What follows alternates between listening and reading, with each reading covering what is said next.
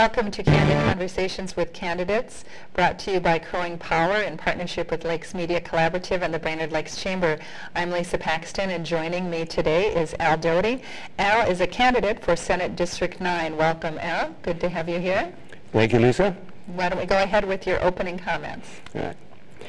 Well, hi, everybody. I'm Al Doty. I'm running for State Senate in District 9, and after redistricting, that is all of Todd County, most of Morrison, most of Wadena, and the southern part of Cass.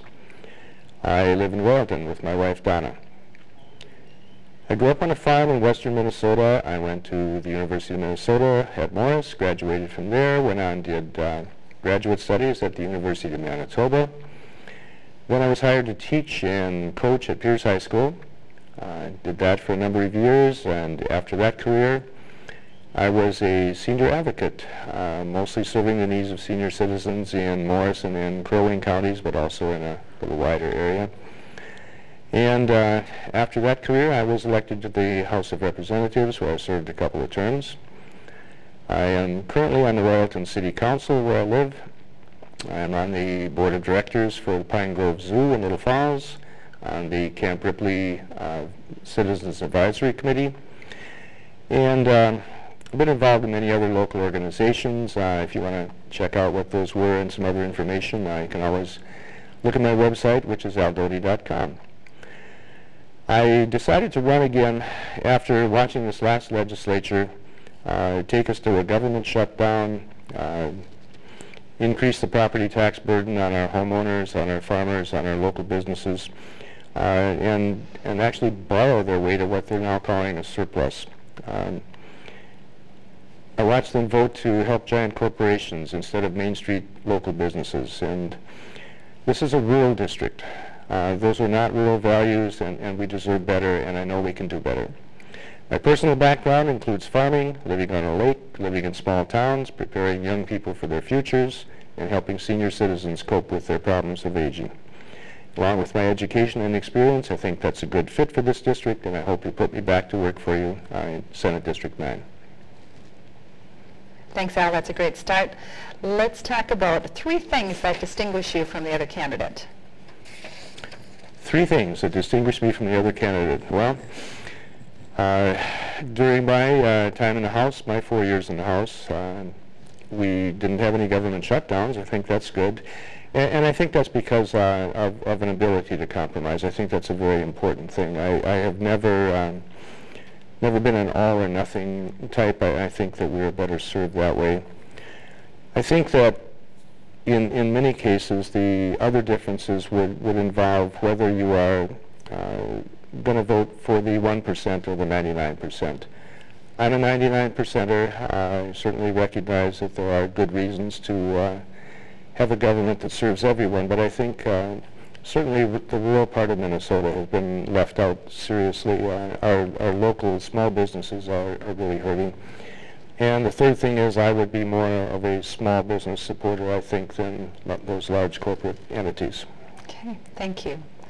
Let's talk about growing Minnesota's economy. What strategy would you use to help grow Minnesota's economy? Well, again, we have to concentrate on our area here. This is farming and lake country, obviously. Those are the 2 things that are our economic drivers, and in my district, a third driver would be Camp Ripley, kind of an entity unto itself. But I think we've seemed to have gone a direction where it's all or nothing. It's help the so-called job creators or help the working people, one or the other, and that approach has completely failed. We need to look at something that's going to, if we spend the money, if the government spends the money, that we're actually going to be saving money down the road, where we can put people to work and where we can have businesses that need to produce things. And I think the answer to that in rural Minnesota lies in retrofitting for better energy use, better insulation, better power use, and those kind of things. We can manufacture those things here. We have plenty of work crews here to do those things. We have plenty of need with especially our older citizens for affordable retrofitting in those areas. Okay, thank you. Balancing the state budget is always a challenge. What are your recommendations to balance the next state budget?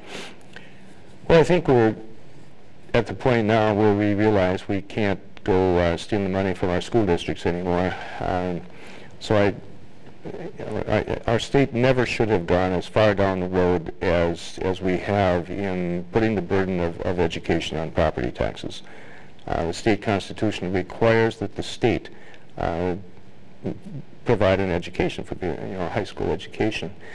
And property taxes are not state taxes; those are local taxes. So I think the state needs to step up and do its duty there. I have always, when I was in the House, voted for the fourth-tier property tax. That's not a secret, and I think I would gladly do that again. I would even it out.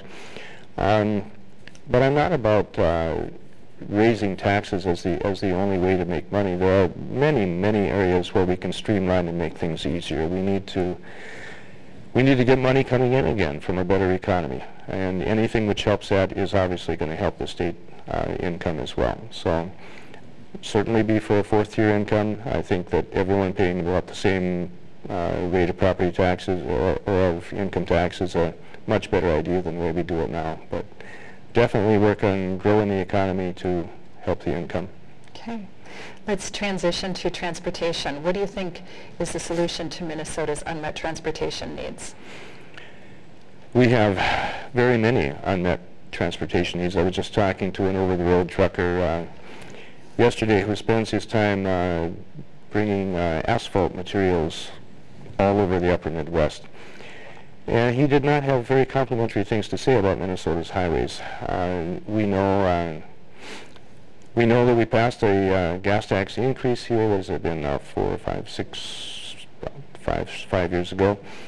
And at the time we passed it, everybody said that that wasn't enough. But politically, you do what you can do.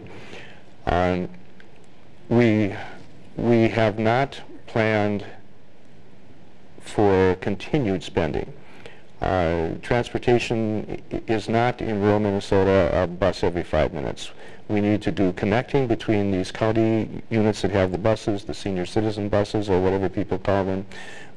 We need to do a better job of arranging those so that we aren't running back and forth in a lot of little directions, when we can make a much more concerted effort and get more of our rural people where they need to go, and more specialists and other people to come here when they need to be here. Okay. Let's touch on education before we wrap up. What's the state's role in workforce development relating to education? Well, I think we have moved a little better than we used to towards trying to figure out ahead of time what's going to be required in the job market. I think economic necessity probably made us do something we should have been doing anyway.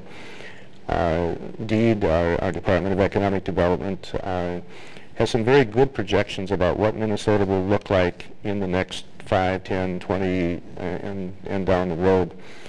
And I think something that I've always favored, if we have good Minnesota students that want to go to a Minnesota college and come back and work in good Minnesota jobs, that's the role of the state. If we can get those people having good jobs and paying taxes, it's in the state's best interest. We will make money doing it, and make jobs doing it, and make much better educated people doing it. So let's do it. Okay, great. We are out of time, and I want to thank you for joining us for Candid Conversations with Candidates. Visit this and other interviews at votebrainerdlakes.com, and remember, vote November 6th.